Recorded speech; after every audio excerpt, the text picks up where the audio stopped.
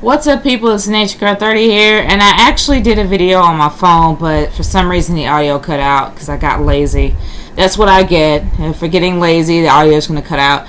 But anyway, this is my review for tonight's Raw, or last night's Raw, for April 30th. Now, I honestly did like the opening segment, seeing how that Triple H was mentioned in the pay-per-view on Sunday, that he was going to come out and address John Laurinaitis. I actually liked that because it was pretty interesting, and also I liked the beginning how they actually flashed up Raw starring Brock Lesnar. Now I'm like, good grief, is this something I'm going to have to see every night?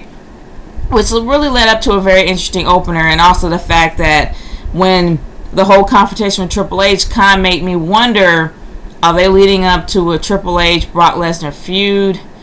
I'm really hoping not, because Triple H has been in enough feuds. He came from a really epic one that was supposed to be the end of an era. He's supposed to go back to what he used to do and not be any more feuds. So I'm really hoping it's not going to lead up to that. But it did lead up to a very interesting segment. Kind of left a lot of people wondering what's going to happen, what's going on. So it wasn't totally bad, and I actually did like it. But I really did like the beat the clock matches. I really did. They were all great. They were all awesome. It was nice to actually see The Miz being on the air, especially against Santino Marella. It's kind of like a rematch from the pay-per-view last night, but they were a dark match, so it's really nice to actually see them on the air and actually perform. And we also have new tag team champions, and with the Boom and Truth. And I'll be real, the Boom and Truth should have been tag team champions a long time ago, months ago for that matter. And you know, I really didn't have so much of a gripe with that. I'm really happy that they are the new tag team champions, because I'm gonna be real, Epico and Primo held it for far too long to where it actually started becoming a prop. There really was tons of competition out there, but they kept on winning. They've had it for far too long, and they rarely defended it. So I'm kind of happy they really did kind of change things up and actually did have some new tag team champions. And R-Truth has never had a belt. This is his first belt, his first title ever. So congratulations to those guys.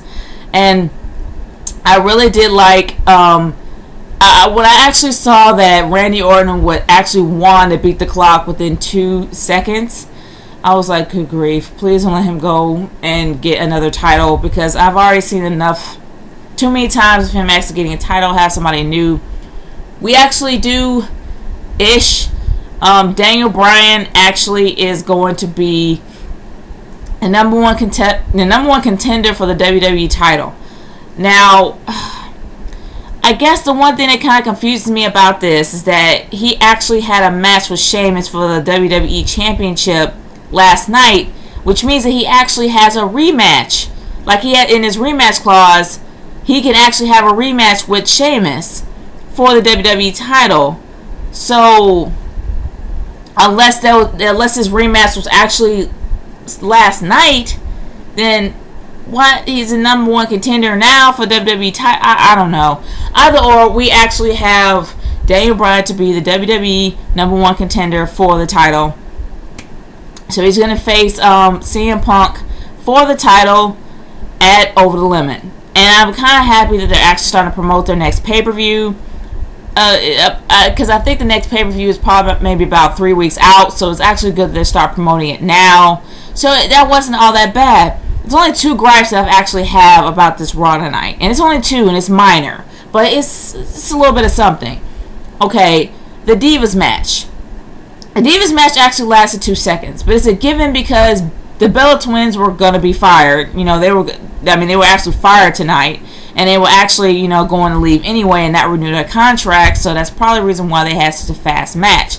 And plus, Layla had her own music before she was with Lay Cool, so why in the world are they not using that? I'm sorry, I like Michelle McCool, and I actually would have her to have her own music than use Michelle McCool's. I mean, that's just me. That's my own little minor gripe of the whole thing. And another thing, why on earth did Abraham Washington get his entire segment cut off for the Big Show? And I mean, not the Big Show, but yeah, the Great Khali and his match that he had with the Big Show. Why?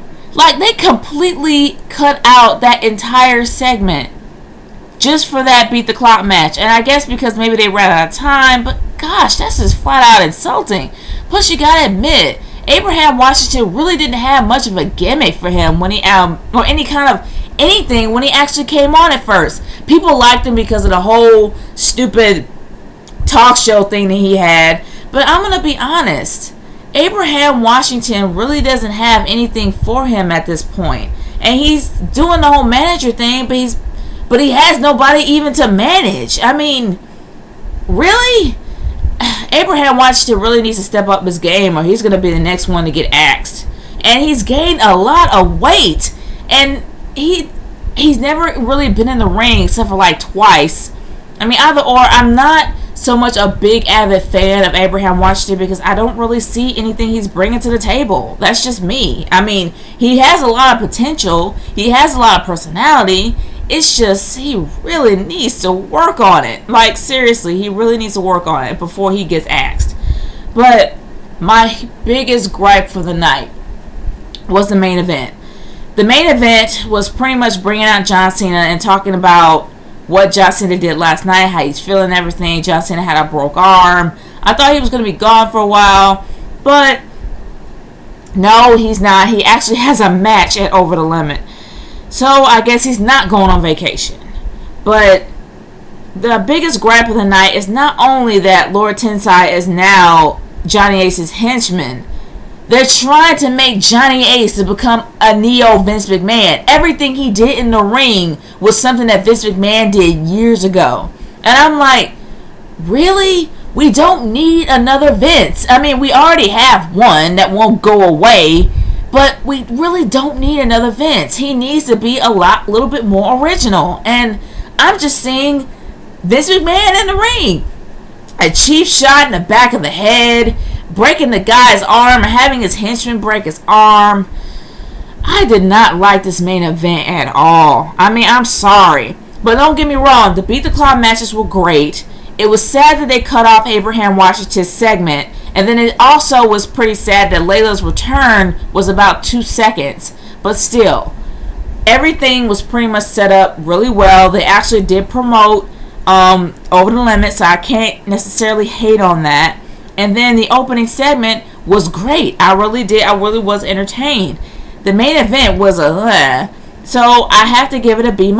It was really great. That's like I said before, I loved all the matches, but there was a few things that I just didn't like. So I have to actually give it a B-. That is my verdict, and I'm sticking to it. This is Nature Girl 30 signing off. Peace. Later.